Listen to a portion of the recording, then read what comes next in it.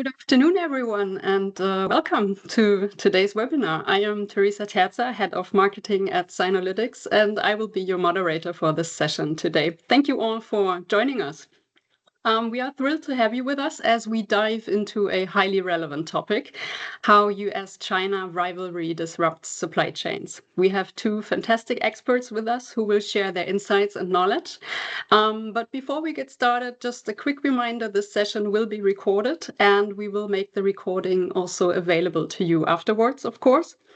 I also encourage you to submit your questions throughout the session. The Q&A feature is activated for you, so you can just send in your questions, and we will make sure to address as many as we can at the end of the presentation, of course. Now let me introduce our speakers and agenda for today's session. First, Björn Konrad, the CEO of Sinolytics, will start us off with a few introductory words. Then Jost Wübbeke, the managing partner at Sinolytics, will provide us with his insights on the topic. Jost brings a wealth of experience in geopolitical risk analysis, particularly in the context of China, and has worked closely with top global companies navigating the complexities of Chinese market. Following Jost, we will hear from Kevin Allison. He's president of Minerva Technology Policy Advisors. Kevin's expertise lies at the intersection of technology, policy, and global competition, and he will help us to connect the dots between the U.S. China tensions and the broader strategic and regulatory shifts shaping industries and supply chains today. The last 15 minutes of the webinar, we will be fully dedicated to your questions. And with that said, I would like to hand it over to Björn. Thanks. Excellent. Thanks, Teresa. And very warm welcome to everyone. We're very happy that you all found your way here today. I'm not going to take away a lot of the time to leave more time for the excellent speakers that we have for you today. Many of you know Sinolytics because of the depth of this special expertise that we have on China, or our ability to help companies with China-related challenges. But however, over the last couple of years, many of these China challenges have really changed a lot, have fundamentally changed in their nature, have taken on a very intense, a very sharp geopolitical edge, primarily driven, of course, and shaped by the antagonism between China and the US. And as these challenges have become more geopolitical, so has China Sinolytics, with our China expertise as a core and still as a basis. We have expanded quite significantly to include in our analytical capacity, also in our analytical capability, the geopolitical dimension. And we have done so, of course, by expanding our in-house capabilities, but also very importantly through very strong partnerships. And first and foremost among those, I would say, is a partnership with Minerva Technology Policy Advisors, one of the absolutely very best places you can go to if you want to understand US policy making in the context of geopolitics and technology, and also as such a perfect complement to what we are doing with our China expertise as a basis.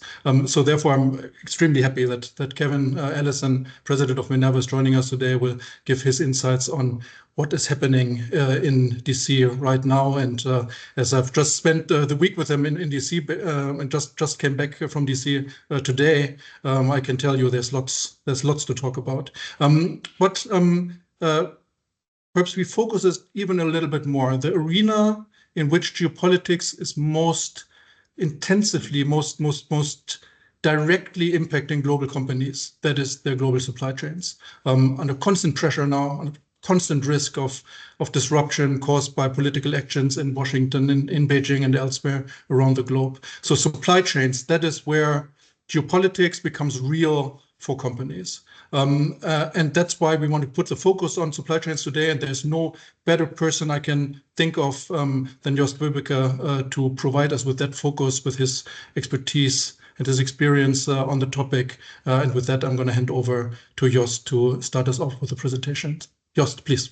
Yeah, thanks, Teresa and Björn. I'm totally happy that we today can discuss supply chain, since this is a topic that is keeping us at Sinolytics and also in collaboration with Minerva really busy. So it's a topic we really, it's in a way also a fascinating topic to see how all these things unfold. And I think what we will present today is very much drawn also from the practical experience that we are having here in this area when consulting companies on this topic. So I think it gives some very fresh and also realistic examples of like where the pain points are. But I think it's also a little bit the intention today to show a little bit behind the scenes of like how Sinolytics and analysis assessments work. So I would start with the China part, and I've also prepared some slides. Yeah, I would actually like to start with an example, and I think maybe some of you or many of you have heard about this. The U.S. company, a drone company, Skidio, which actually ended up on some Chinese sanctions lists, and they were basically cut off from their battery supply, which they only sourced from China.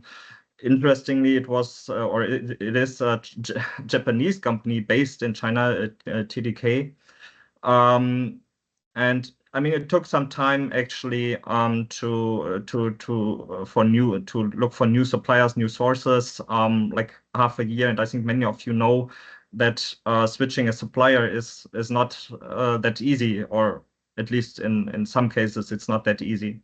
So Skidio luckily had like a substantial stock of batteries, but they still have to ration like when delivering new drones and had to ration it to one battery.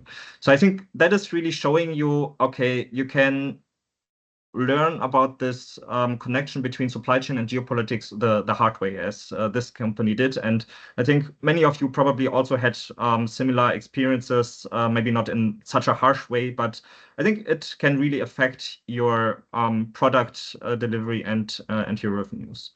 I think in the case of Skidio, it was also, I mean, they are not just a drone company, they are also delivering to public security and defense sectors. And well, it's one of the largest drone maker outside of China, beyond DJI. So there's probably also some industrial policy behind it. But one of the main reasons given by the Chinese authorities was delivery of drones to Taiwanese authorities. So that is one example of the connection between geopolitics and supply chains. And I think what is quite clear is that supply chains are now kind of in the midst of this geopolitical struggle and geopolitical competition.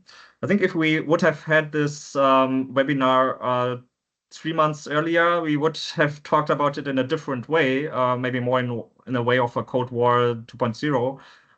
But I think now, as it seems, I mean, we're also in a kind of a broken globalization, which is characterized by great power politics, where everyone is fighting for themselves. There is cooperation, but more in a opportunistic or transactional way. And the outcome is, in the end, like a patchwork of protectionism. So that is kind of the framework that supply chains operate in. And I think this is important to mention because very often supply chain management is event-driven, but I think if you want to address the risks, you also need to think about it in the structural way. So in the end, supply chains are like disruption, and supply chains are rather becoming the norm than the exception. And I think what when transforming supply chain organizations, purchasing departments, is that political risk is a new cost factor that, I mean, obviously before it was just the cost of the product that you buy, but maybe it's financial risk and so on, but political risk is one integral part of this. Also because disruption can occur on short notice, especially if you do not prepare well or do not know your risks. And overall, we see that supply chains face more and more pressures of localization. I mean, of course, China, but also US, also other countries where more and more localization is required. I think that also points out that de-risking is not necessarily only China focused. It is like a multi-dimensional topic. Of course, China is the focus, but of course it's not the kind of only issue that is that should be dealt with. So I think that's important to understand. And I think what we also talk about today is complexity of supply chains makes it actually hard to identify risks. So what we can see from our day-to-day work, also with various companies on supply chain, is there's several key pillars for how to approach actually a successful supply chain resilience. And this is super high level and super superficial, but I think it still gives like a certain orientation of where supply chain management is moving towards. So one is, of course, you need a strategy. Otherwise, I think, you are more reacting to risks, to events, but of course, you can also proactively shape it. Then there's transparency, and I believe many of you have probably also looked already in like Tier N. That is kind of the key to really understand your supply chain in order to identify risks. And then, of course, you have to assess the political risks that matter to you, and some might matter to others, but not to you. But so that needs to be very specific to your company. And of course, you also need to monitor and forecast of what will be happening, anticipating in a way. And finally, you also need to, of course, good mechanisms to react to those analysis and implement risk mitigation. So that's a little bit the conceptual framework. I would leave it with that and now dive a little bit more into the empirical world and into the details. If we look at China and its kind of potential of steering supply chains, of disrupting supply chains, I would like to focus on 4 key measures, which I think, all of you know in some or the other way. I think the interesting thing is that China uses different tools for different parts of the supply chain. So I think one of the most prominent is China's material export control. So, for example, for gallium, or more recently for tungsten and others. So that is for materials where China actually has an advantage of geological abundance. So where China really controls the physical elements. And in this area, we see these export controls of material flows. But then there's also other materials that China controls, but not all of it. So, for example, lithium is one example where China does not control the upstream, not the mining, at least not within China, and is dependent. So, what would China do in this case? They do not restrict the material export, but they control the technology that is needed to refine the material, so to turn it into lithium hydroxide and so on, and further into maybe, for example, cathode active materials. So here China is more restricting the technology, and not the technology in a physical way, but the IP. So it's a different approach because you cannot restrict the material exports in a way you can for the abundant raw materials. And then there's various control lists that for end products, because for end products, of course, China wants to globalize, they want to go out. So you would never kind of restrict the export of end products, at least not in most cases. So what you do is actually to have this export control list or countermeasures list, unreliable entity list, where you just include certain companies from your products. Of course, that accounts also for all the other parts, but it's especially used for end products. And finally, there are import tariffs. Now we have been talking mostly about export controls or export-related measures. Import tariffs more recently, of course, also this in the automotive part and so on. Is a topic. So now I also wanted to show a little bit of a more complex slides, but I don't want to go through it here in detail. But I think the key message here, because this slide shows which industries are affected by Chinese trade measures. And maybe just some key messages. So if you look at the control list, so unreliable entity lists and so on, this has been exclusively used for the US. There's no other company from any other country. So this, in theory, could also include other companies from other countries, but so far it has only been used on the US. And it's focusing also on very much on the aerospace and defense sector. So that is a clear pattern that this is a key target, also for many of naturally for the dual use export controls. But there are also other industries. So, for example, automotive, I mean, with the import tariffs recently, but also, for example, for lighter technology export controls, then for LFP cathode material technology, which is proposed. But also battery technology, which is related, is also in this field. And one other field that is interesting from my view is semiconductors, especially with restrictions on gallium, as you might know, so very relevant for gallium nitride wafers and chips. And I think that is another area where Chinese measures are actually targeted at. So now I would like to deep dive a bit. We had these 4 measures and just one example of export controls in the field of raw materials. So this is highly relevant because, as China controls quite a bunch of minerals. And this is basically here a list of minerals that Chinese state geologists define as critical, including minerals where China has an advantage and where it has a shortage. And as you see, for all those colored ones here, that are all those materials where China has introduced some kind of export controls. So as you see, they have used already quite a bit of what's possible. But at the same time, I think you need to be aware that, and that's sometimes also a bit distorted in the media, it's not all of indium, it's not all of graphite that is being restricted, but only certain products of it. So for some materials, it's more, for some, it's less. But I think it's important to understand that's not all of it. So the question is, where do we go next with these raw material export controls? There you will see here on the left, under number 0, you see, okay, there are all these materials that I just mentioned. But then under number 1, of course, you could say, okay, China can always still go deeper. So on these materials, they could just add more HS10 codes. They could just be more restrictive in giving the licenses. So I think that is definitely a possibility that we could see in reaction to various geopolitical developments. And then under number 2, there's also still room to restrict the export of some materials which they haven't restricted yet. So that includes, of course, rare earths, but for example, also vanadium or fluoride.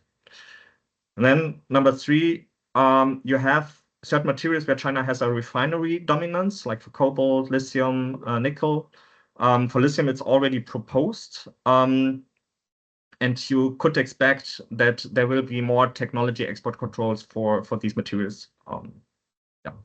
And finally, I mean, there are also less strategic materials that, from a Chinese perspective, like tin or silicon carbide, which have been restricted in the past before 2015, but could maybe end up on similar lists again.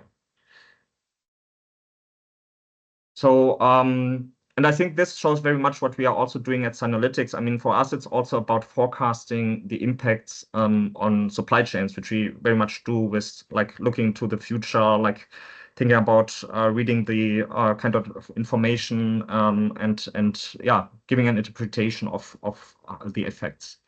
And I think to conclude also on this export control topic, export control is not the same as export control, and you see it in the case of gallium. So you see the red dotted line here, and after the export controls went into effect in 2023, there was like nearly a stop of exports. But then after a while, it picked up again, and it picked up for Germany, South Korea, for Japan. It did not pick up for the United States, which did not import so much before, but they didn't get any exports after that. So that means for the US, it was a de facto ban. For the rest, it was okay. And we actually had only the official ban end of last year, but the de facto ban was actually already in place. So this is nice analysis, and I think we really love doing this, and it's very important. But for your supply chain organization, you also want to know what it means to you. And that's actually the point where we come in and say, like, okay, what actually do these political risks mean for your specific supply chain? And the basis of doing this is, of course, understanding the tier N relationships. So you want to know, like, where am I actually dependent on? And that's a lot of what we are doing at Sinolytics, also as part of all this analysis, to say, like, okay, we go deeply into the tier N network, especially within China, not just relying on trade databases, but very deeply looking into these relationships that Chinese suppliers have. And yeah, you see just here the example of Hunan Changyun Lico, which is a cathode active material supplier and supplier to many battery companies. And as you see here at the bottom, that's basically on the right, it's an analysis of where their material is coming from. Of course, they do have a strong focus in China due to all the refinery capacity. Then when it comes to the raw materials, of course, also for Congo for cobalt or nickel for Indonesia, depending on the kind of active material. But I think that shows, of course, this is then the basis for, like, okay, where do I actually see potential risk in the supply chain? And I would just draw an example for a battery maker, and this is very rough. It's a more conceptual view of battery maker. It's a realistic example, but I wouldn't attach a name here. But just assume you have like a Chinese LFP battery maker. And the question is now, and this is kind of a simplified overview of this supply chain. So it's a very simple and generic overview. But the question is, where do we actually see the risks?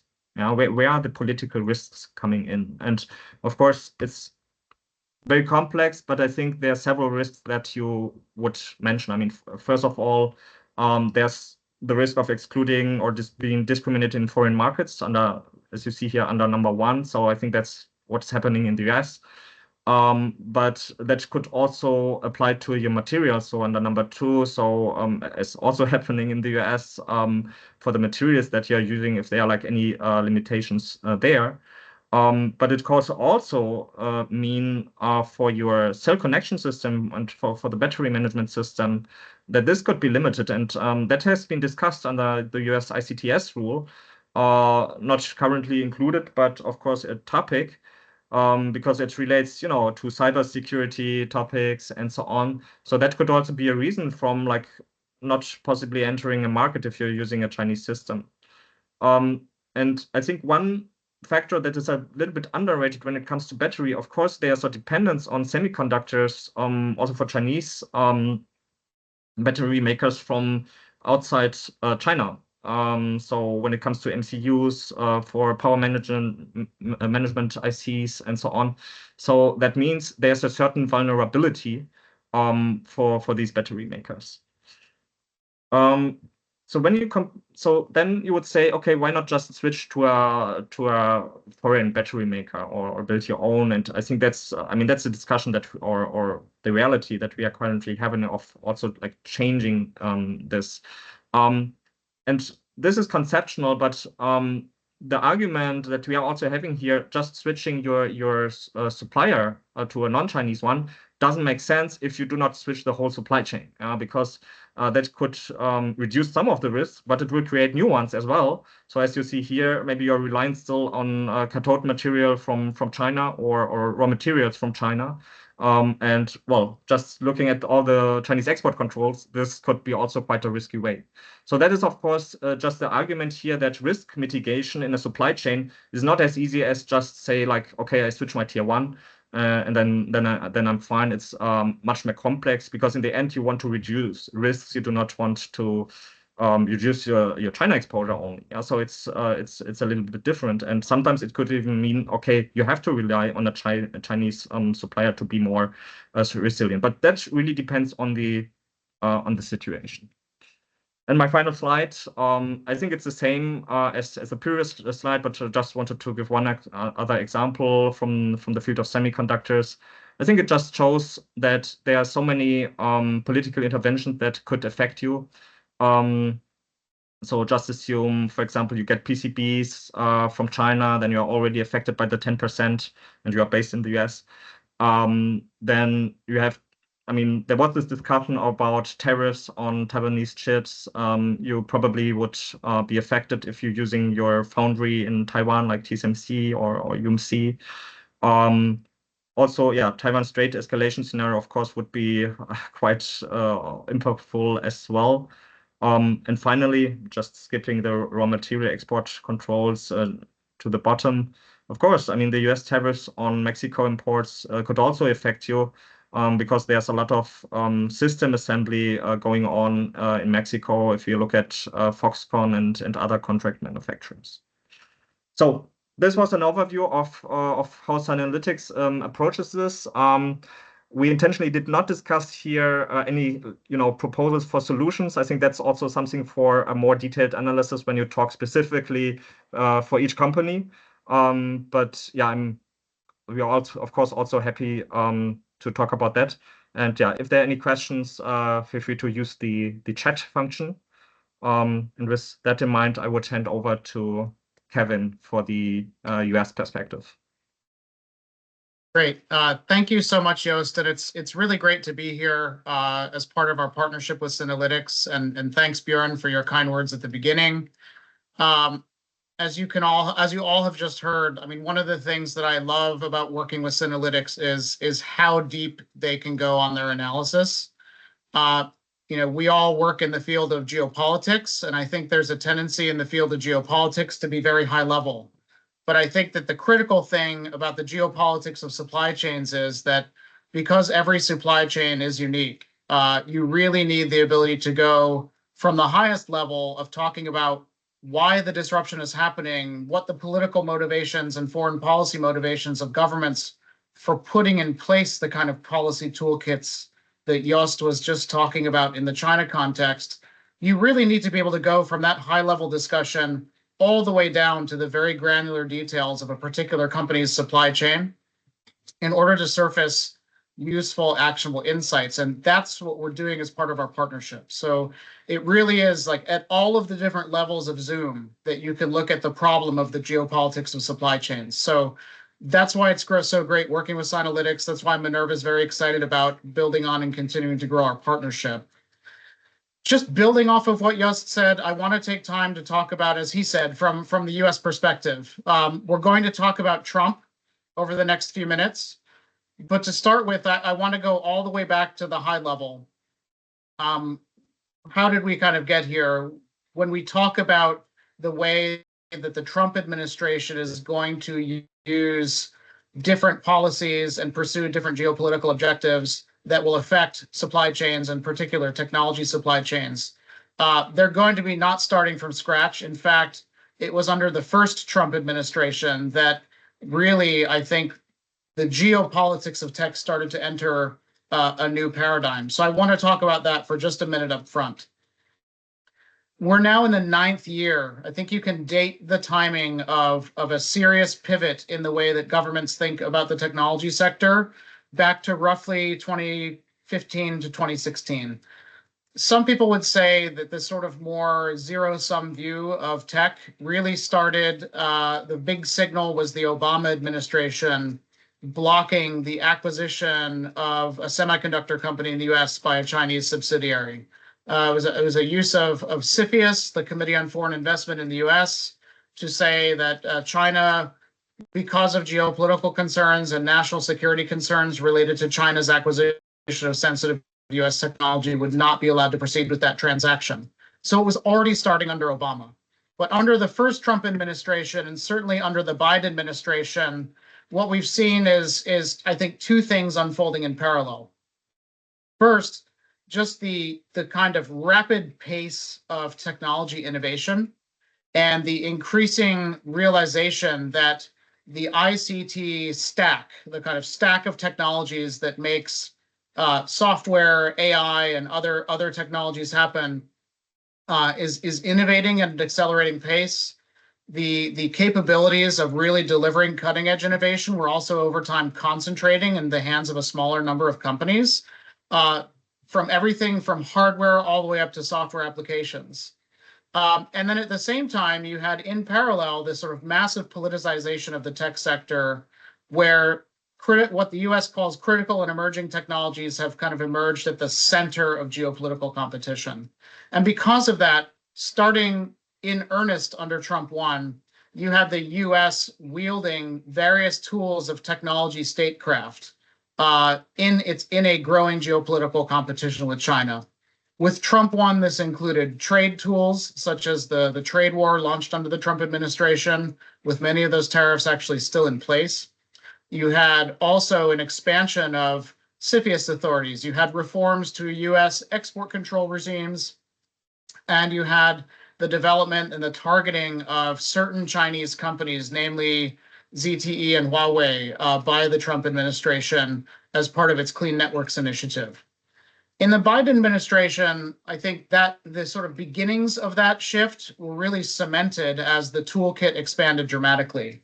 And I want to share with you, maybe I have only 2 slides today. These are slides that I use when I'm briefing people working in the US government on AI, national security, and innovation. It's a slide that shows really when we talk about AI, we're not talking about one thing. You know, it's this hot technology that everyone is focused on. The second Trump administration has outlined a policy of pursuing American dominance in AI. European countries are increasingly concerned about how they're going to manage the digital sovereignty of their AI ecosystem. But when we talk about AI, just to take one example of a technology supply chain that's now very much implicated in geopolitics, it's way more complicated than just saying AI. There are applications like ChatGPT. There are the underlying models like GPT-3, GPT-4, or any number of other models developed by leading AI labs. You have software-based tooling or software rails that actually help people build things with these models, and that all runs on cloud and edge infrastructure, so either inside big data centers or in edge computing or even endpoint devices, all underpinned by semiconductors and data, and increasingly also energy. And we've entered an era now where if you are involved in the supply chain of large energy installations, you are also part of the AI supply chain. And so again, this kind of idea that a growing number of supply chains are now being dragged into geopolitical competition between the US and China, I would argue under Trump, increasingly also, I'd say, a geopolitical confrontation between the US and the European Union and other key trading partners. And if you look at the toolkit, obviously with Trump in his early weeks in office, a lot of what we've been following has been tariffs, and we'll talk about that in a minute. But the toolkit that the US has put in place, paralleling the toolkit that Jost showed for China, it's really quite extraordinary. So if you just look at the AI slide, loosely correlated to the different layers of this AI stack, you don't need to read all of the text on this screen. This is just an example of a few of the policy tools that both Trump 1 and the Biden administration and now Trump 2 are putting in place to manage the geopolitical competition around this stack. All the way at the top of the stack, you have US policies scrutinizing specific apps, such as TikTok, for example. You have some limited application-specific export controls, literally on the software applications that are controlled, like software for specialized geospatial imaging. You have further down at the cloud layer, you have know your customer requirements for cloud computing. You have the AI diffusion rule, which is seeking to limit the way that advanced semiconductors that are useful for training AI models can flow to different markets, not just to China, but to every other country in the world through a global licensing requirement. And then further down, you have yet other policies that are going to affect the ability to procure and supply not only the hardware, that is driving AI innovation, but also human talent, capital, data, and a host of other really critical inputs to these technologies. So it's just a way of saying the geopolitics of supply chains has grown kind of exponentially more complex over the past 10 years. And what you would normally expect from a 10-year kind of seismic shift in the way an entire industry works is that you'd start to be approaching some kind of new level of equilibrium. And we'd start to see a little bit of stability and a new way of operating emerging from all the disruption. And I think that my argument is that what we have now with the Trump administration is that we're actually approaching the point of maximum disruption. Instead of things settling down and us kind of getting used to a new way of doing business, I think we're headed for a much more tumultuous period. And that is because from the perspective here in Washington, the Trump administration has come into office and is really, what I would say is they're really going for it. They are trying fundamentally to disrupt, to change, to overturn decades of established ways of doing business, of ways of thinking about how global trade should work, ways of thinking about how the US's relations with other countries, including key allies, trading partners, and security partners should work. And I think I'd argue also including how the tech sector, particularly in the US, should think about its role in kind of supporting the American economy. Everyone has seen the headlines just over the past couple of weeks. We have tariffs on Mexico and Canada due to take effect on March 1st.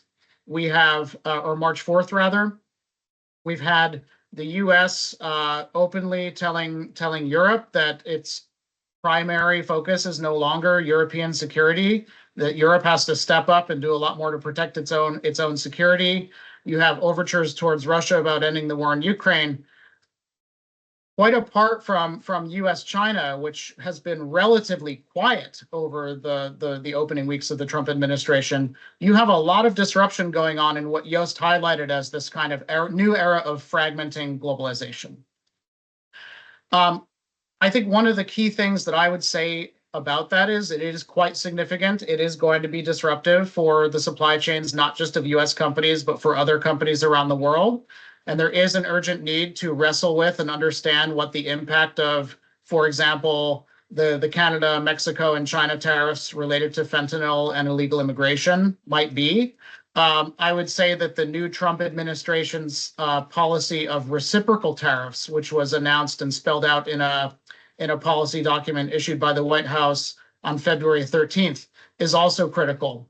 Because one of the differences between certainly the Biden administration and the second Trump administration for supply chains and for supply chain risk is the linking of issues. So linking tariffs on Mexico and Canada to drug smuggling and movement of undocumented immigrants across the border is one example. In the new reciprocal trade strategy that was published a couple of weeks ago, the Trump administration made clear that it is going to put tariffs on other countries. It's looking at countries, an initial list of countries that account for 80% of US imports, or 88% of US imports rather, so a lot of different trading partners. It's not only going to look at how those countries tariff US goods and try to match those in a reciprocal fashion, it's also going to be looking at whether those countries impose a wide variety of non-tariff barriers to trade that affect, in the eyes of the Trump administration, that disadvantage US companies. That means everything from digital regulation to exchange rate policies, to phytosanitary measures, so food safety measures, to a whole list of other policies where the Trump administration intends market by market to review those policies, make an assessment of how much cost those non-tariff barriers impose on US companies, and put reciprocal tariffs in place. I'd say, so there's a kind of big expansion of trade tools, but I don't think that trade will be the only thing that dominates the agenda. In other words, companies need to mobilize now to understand how these tariffs will affect their specific supply chains. But I don't expect tariffs to be the only tool. I expect that the Trump administration will use all these other pieces of the toolkit that I showed on the slide earlier, including things like the ICTS supply chain rule, which was a policy innovation originally started under Trump, but really finalized under the Biden administration, that allows the United States to scrutinize the use of Chinese hardware and software or other adversary country hardware and software inside the US, right? So we saw this rule already used to ban Kaspersky Labs, which is Russian antivirus software. We saw it in a connected vehicles ruling, blocking the use of Chinese hardware and software inside specific systems of connected vehicles between 2027 and 2029.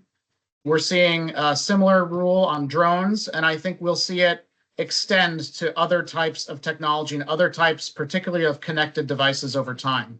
So I'd say tariffs are the big thing now, but I am fully expecting these other pieces of the toolkit to be picked up and used. And in fact, we saw the first kind of indications of this in some of Trump's day one orders, where he ordered the administration to examine how to extend the ICTS supply chain rule.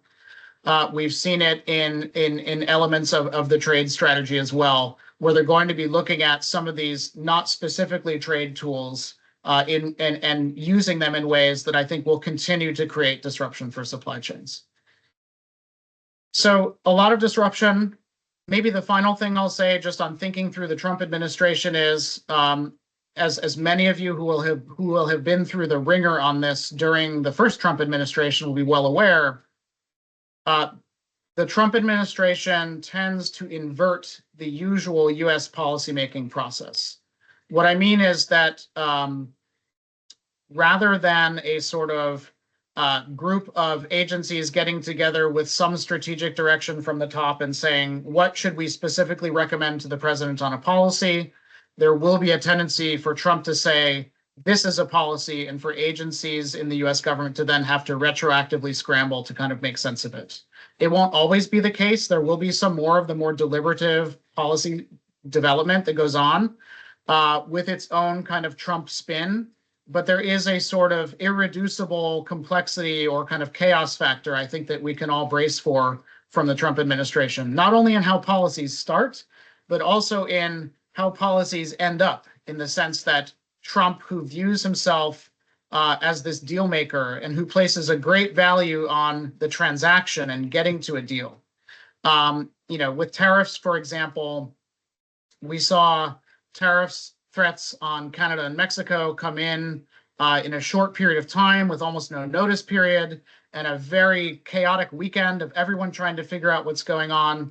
And then finally, Trump kind of agreeing to suspend tariffs for 30 days because Mexico and Canada came up with a few things that they largely were already doing to show that they're responding to what Trump wants. This process of him, I call it almost negotiating by feel, also has that it will create more uncertainty around how these policies affecting supply chains unfold. So what should companies do about it? I think a couple of things. As Jost said, at the fundamentally zooming way down now to the very granular level, understanding this tier N exposure is really critical. And I saw a really good question in the chat that I think, Jost, you should answer as soon as we go to questions in just a few minutes. But really getting down and wrestling with your specific company supply chain is very important. I think the uncertainty around how the Trump administration is going to operate and what ultimately Trump sees as a good deal on trade, or where his administration ultimately takes some of these more nuanced policy tools, means that you have to think not in terms of forecasting a concrete outcome, but thinking about scenarios. And so one of the things we've been doing with Sinolytics is pairing those two needs up, doing a deep dive on a company's supply chain, all the way down to the, out to the tier N level, down to specific materials and other basic inputs, all the way up through, the rest of the supply chain to the final product, and really understanding where are the specific vulnerabilities, what is most important for that piece of technology to work, and what is most exposed within this universe of components and suppliers to these types of geopolitical disruptions stemming from US and Chinese policy measures. That's important order of business number one. Important order of business number two is trying to develop some strategic geopolitical foresight. Where are the US and China? Where's the US and China geopolitical confrontation going? What is the impact and how should we think about the US relations with other trading partners like Europe, the UK, other G7 countries, and other Asian countries in that context? How important is it for them to be closely joined together versus being in conflict with one another for what the US is trying to accomplish vis-a-vis China? But then also, what are the detailed policy implications that we can draw out under each of the possible scenarios we can think of for where this geopolitical confrontation goes? How hard will a particular lever like the ICTS rule or like export controls or like tariffs be pulled depending on how tough the US-China confrontation gets? Understanding that and developing a framework for thinking about that is important. And then the most exciting thing of what we're doing with clients is helping stitch those two things together. In each of these different scenarios with these different policy implications, what are the implications for a specific BOM and specific set of components? It's really that kind of detailed analysis that goes all the way from the big picture way down to the granular level that we're working on together. So again, very exciting to be working with Sinolytics on this project. I'm excited to be here and have a chance to talk to a new group of people today. So with that, I think we should open it up. Please send us any questions you have. I'm happy to try to answer any questions about what we're seeing so far with the Trump administration.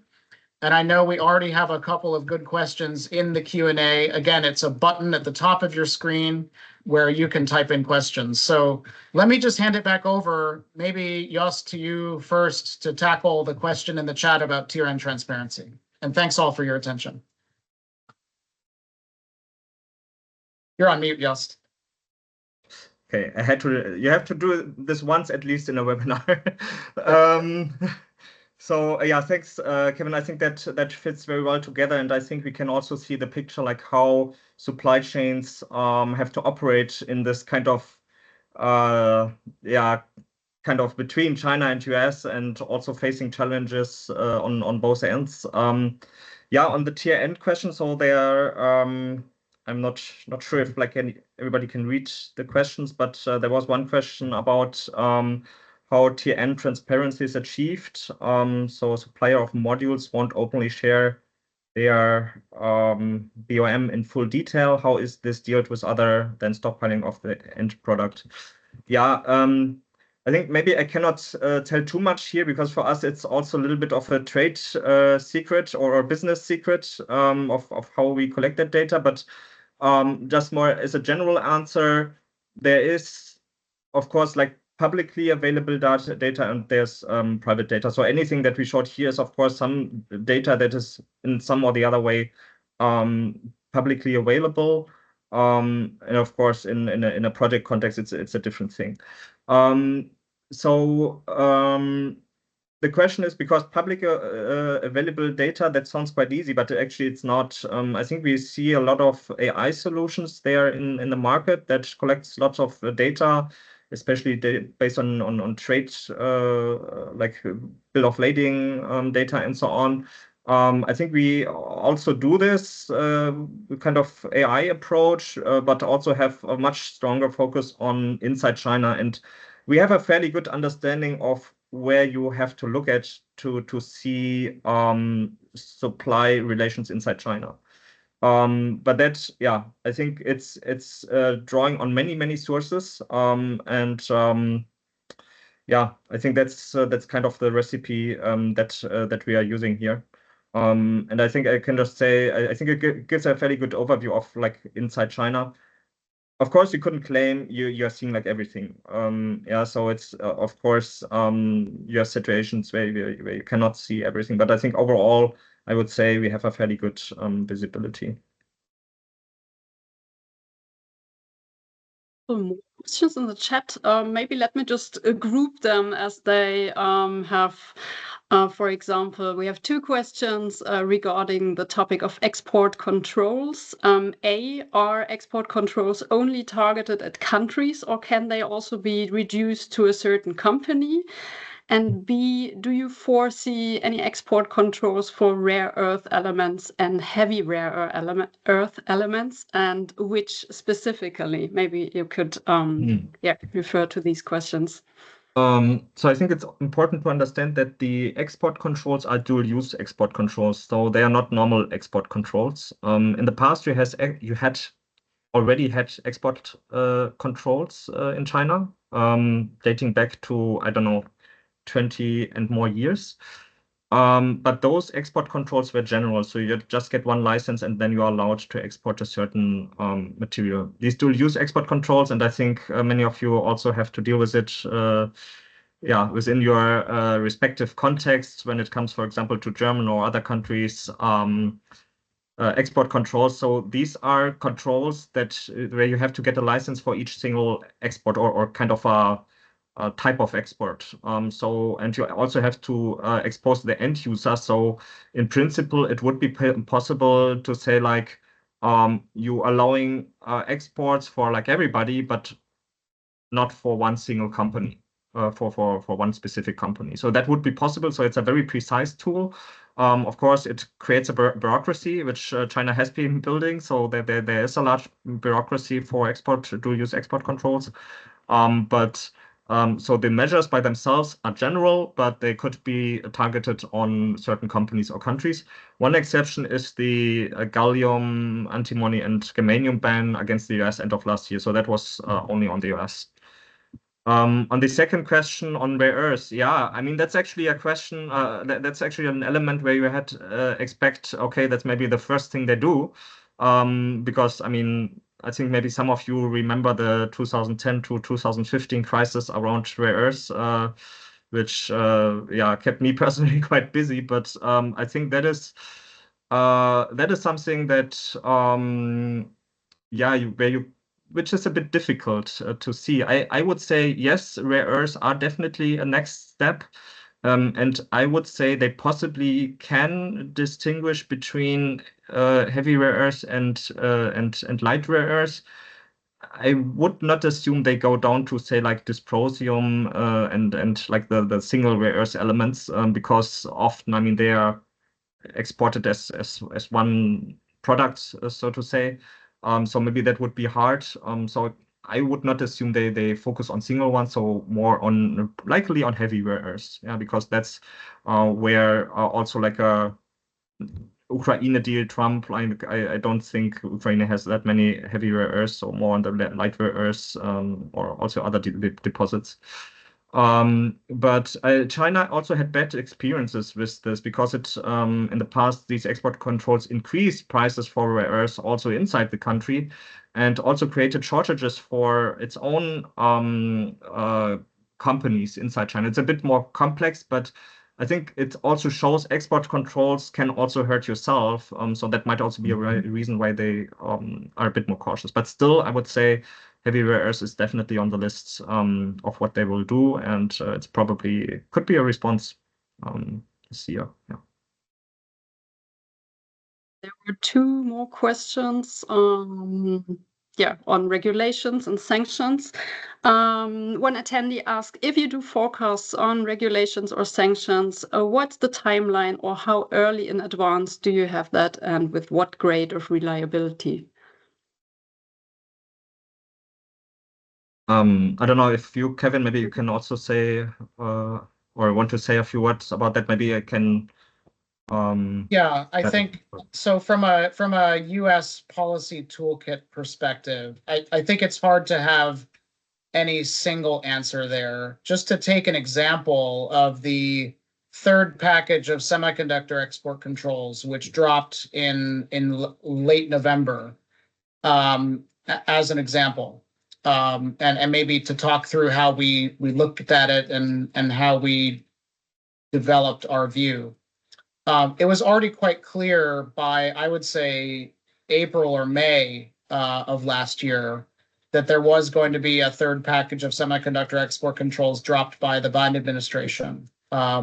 just from being in that sort of policy community in DC, and talking to both people working in government and also people working in the private sector and civil society think tanks and places like that.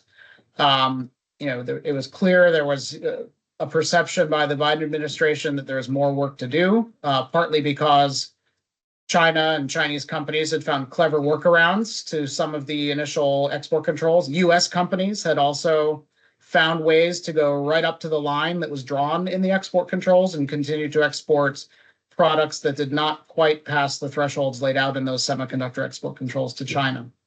And one of the key things that we do as part of our analysis, in addition to following the details of policies, is saying, what is the U.S. government or what is the Chinese government solving for when they put these policies in place? And really trying to develop some foresight into how policies might evolve. I would say that by July of last year, it was fairly clear, again, like in addition to knowing that these controls were coming, the sort of the details were more or less clear at that point. Obviously, some very specific granular details that were under negotiation and yet to be worked out. But we try to have as early a view as possible onto how these things are developing. The government typically has an incentive to make sure that private sector companies that will be affected by these policies are in the loop and are part of, if not able to give feedback that really changes everything, at least in the loop, and able to flag sort of real kind of concerns about how policies might develop or practical considerations around policies. So we try to be part of that conversation. I think that the complication under the new administration, again, is the sort of what we'll see as a sort of occasional inversion of the usual policymaking process. And again, also on the once policies have been announced, like how deals, particularly around things like tariffs, but also potentially export controls, are kind of worked out. One of the trends we're already seeing is a desire by key people in the administration, when we've seen this through things like their confirmation hearings, signaling this, and indeed in some of the memorandums and executive orders put out by the Trump administration since it's taken office, a focus on closing some of the loopholes that have acted as pressure valves in some of these policies. So with export controls, for example, the ability to argue for license exceptions and other kind of exceptions to the policy, there's at least now a stated intent to close some of those loopholes, as a way of further tightening some of these controls and regulations. How exactly this plays out in practice, I think, will be a function of individual businesses and industry associations' ability to lobby in Washington, D.C. on some of these issues. That, in turn, will depend on how they interact with some of the working level policymakers, who, quite frankly, are still making their way into some of the key roles. So the political appointees, 1, 2, or 3 levels down from the Treasury Secretary or the Secretary of Commerce. And the Secretary of Commerce himself was only just officially confirmed last week. So it's going to take a little bit of time for the dust to settle, for these working level people to actually dig into these roles, to see how exactly some of these regulatory initiatives or other measures in that toolkit that the administration eventually picks up beyond tariffs will move on. Even on tariffs, the most advanced part of the new administration's policy is at the working level, there's not yet a whole lot of information flowing. So I think that's sort of to be determined. But part of what we're doing is really trying to be on top of those conversations as they start to take place. Thank you very much. I am very sorry that due to the limited time, we won't be able to answer more questions in this session. But nevertheless, I think there might be also some time afterwards to have further discussions. So thank you so much for the great questions and also for your input, Kevin and Jost. This was very engaging and thought-provoking, I think. If you're interested in exploring this topic further, we recommend our next webinar coming on March 20. and on the technology and global power, the US, China, and the EU in a shifting world order. You can just scan the QR code and sign up directly if you're interested in this webinar. Also, if you have any follow-up questions, please don't hesitate and reach out to us directly. Thank you once again for joining. We hope you found it valuable and insightful. Have a great evening ahead, and we look forward to connecting with you again soon. Bye-bye. Thank you. Thank you, everyone.